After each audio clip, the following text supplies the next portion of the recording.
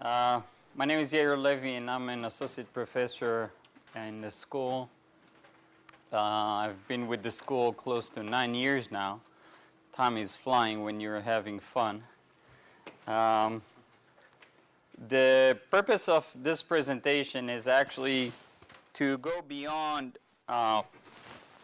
what is covered in the other paper that was in your packet, but a little bit give you reasons why we do certain things, the literature search, or why we do the process, or how we do the process to conduct a systematic review of the literature. Now, when I say a systematic review of the literature, I'll talk about the process, but I want to start before that to explain the reasons that beyond just writing a literature review, you use literature for almost anything you write, as you've noticed so far as of the presentation from yesterday and as of your coursework.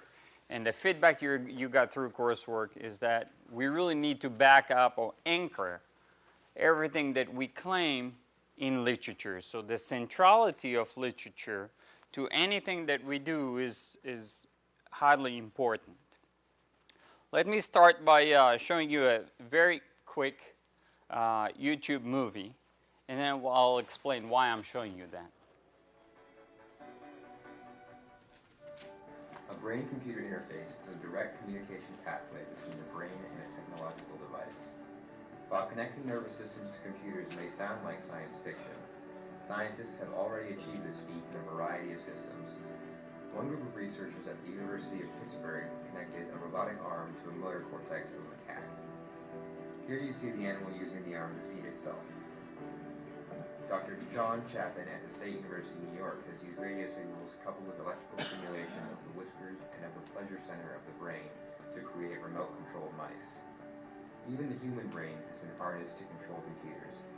Here you see a mechanism that translates an EEG signal from your scalp into an on-screen command. Detection of a specific potential tied to your brain's perception of the character it desires to use allows the user to select letters to form words and sentences.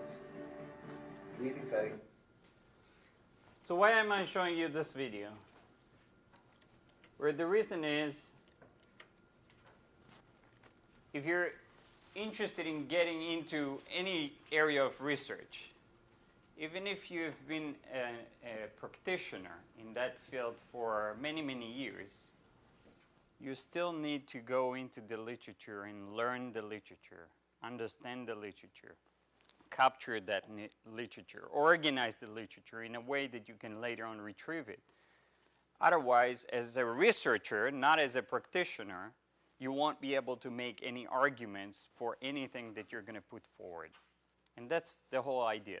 So if you're interested in something new like brain interface, brain-computer interface, or brain-computer interaction,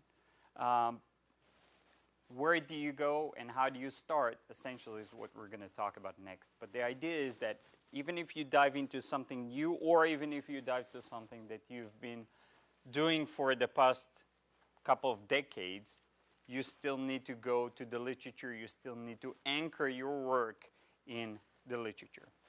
So what are we going to do in this session? And I'll try to go into details in a minute to each and every area. I'll briefly just say the origin of this presentation in a minute, and you know that it's from the paper, but essentially I want to define what a research is, because it's important for all of us to understand why we need literature when we conduct research, okay?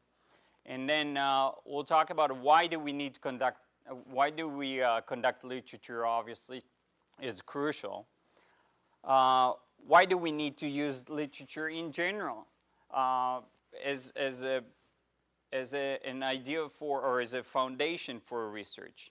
And then I'll talk about some of the stages, and this is where we took this systematic approach. My co-author, Dr. Alice, and I took the systematic approach, the simple system of input, processing, and output philosophy, and this is how we laid it all out. And the idea is Again, not just to create this process to develop a literature review section, if you're talking about literature review, but also to help you develop, for example, the problems statement that was talked about yesterday.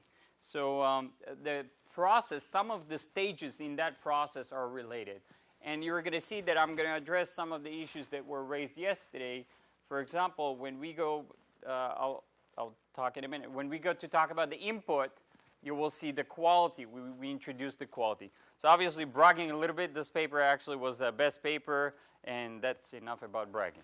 But essentially, we're happy with what we did in the paper in terms of laying out the foundation for people like you and other novice researchers to understand a very structured process, a framework for doing literature review, starting with the literature search and then processing it and then producing a literature review at the end. So what is research? Why do we even put ourselves into something that is called research? Let's go and define research. And this is obviously the definition. And notice that the idea here is to we're intentionally set out to enhance our understanding, right? Or the research community's understanding, right, of a certain phenomena, and expect to communicate. That's the crucial piece. We're supposed to communicate what we discovered to the large scientific community. So if you have done a beautiful research on something, but you have never communicated that, it's still not considered as a research, right? The research process in this definition goes all the way from the beginning to the end. And so obviously to communicate that is what we use literature for. So we can disseminate the information that we found out. And the famous quote is, if we knew what it was that we were doing, it would not be called research. And there is a reason behind just sound as a sort of a joke. The idea is that if you're already 100% certain and know that something is, that a phenomena is happening the way that it is, then why do you need to do research to begin with? Okay, that's the idea. The idea is that we are conducting research in areas that we have some doubts, or we need clarifications, or we need a theory to explain, or we need to test the theory if it's applicable. That's the idea. So why we conduct literature? Obviously, we conduct literature review in terms of producing that review is to understand, first of all, what is available in what we call the body of knowledge. As I just demonstrated with the video, there is a brand new area. Let's say you are interested in going and investigating that area. How can you contribute to that area of research if you don't fully comprehend, if you don't fully grasp what is already known? It will be useless to come and recreate something that was already done. It will not contribute anything to the progression of knowledge. And of course, nowadays, with the vast amount of research that is going on, we have very much difficulties finding those niche areas. But it is possible, right? So the idea is for you to scan enough the literature and to understand the body of knowledge. And one common mistake among others is that people assume that the body of knowledge is only in English. Okay? And this is a common issue. And Dr. Zink mentioned a very important point yesterday about the fact that some students come in and say there is no literature available on a certain area. Right? And we know that that is most likely incorrect, because if you search enough, you will find it. The point is that not only if you search enough, can you search in all the languages in the world? That's the key. Can you read all articles that have done in other countries that have written in other languages? Most likely not. And so it's crucial not to come and say I've searched all the body of knowledge and I could not find a single piece that has anything to do with what I'm interested to work on. So this is where it's so fundamentally crucial to your progression in your development of your dissertation and in your development of any research that you're going to conduct, that you need to use that as a foundation. Obviously, you need to develop some kind of a theoretical foundation for your work. And why do we need theoretical foundation? Why don't we just go and develop a software, an app for an iPhone and get a PhD for it? Right? We don't. Why? Because the way that research operates is we're developing theories, or we're dealing with a higher level than pure practitioner solutions. Okay? We're dealing with issues that are larger than a single application per se. Even if part of a research you're developing a product or you're developing a software or an application, the research will be on other aspects, on the theoretical aspects related to that product or software. And so this is the idea that goes along with that. And this is related to, of course, what is already known. You don't want to come and you want to propose something that is already known, because if there is an existing theory that may not have been tested in a certain context that you wish, you don't need to reinvent the theory. Right? The example I gave yesterday about the contribution of using ants following ants and the whole philosophy from biology of the theory of how they leave the chemicals as a foundation for the way that packet switching is working. That's the idea.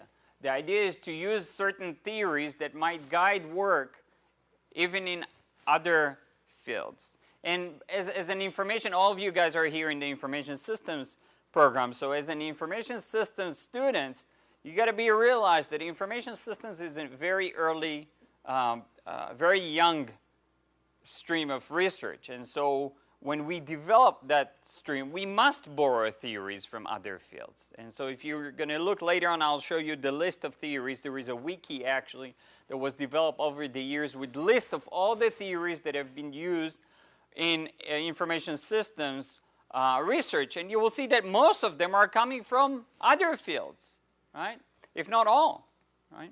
And so the idea is to understand what are the theoretical foundations that will work in a context of a study. And for that, you need to go to the literature. There is no other way for you to capture that. Even if you go to a wiki or a place, they will point you to a literature that was developed or a research that was done on that area.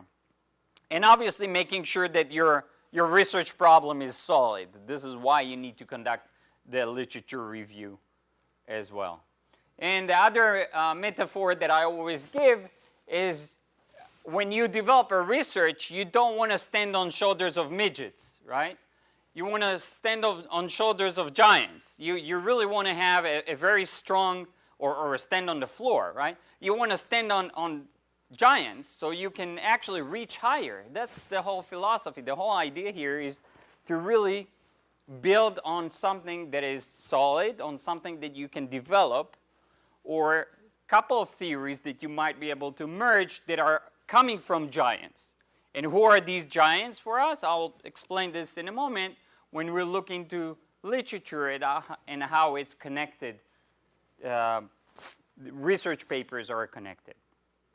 So the idea that we had is to develop some kind of a systematic approach, and to give you some kind of a very simple, hands-on stages that you can very quickly remember in your head while you go through the literature search and the literature processing and the developing of an output, which is the text, the literature review. And you got to realize, you guys keep doing the same mistake that you call going to the databases and doing a couple of keyword searches research. Remember, that's why I defined it before. Going to the library Or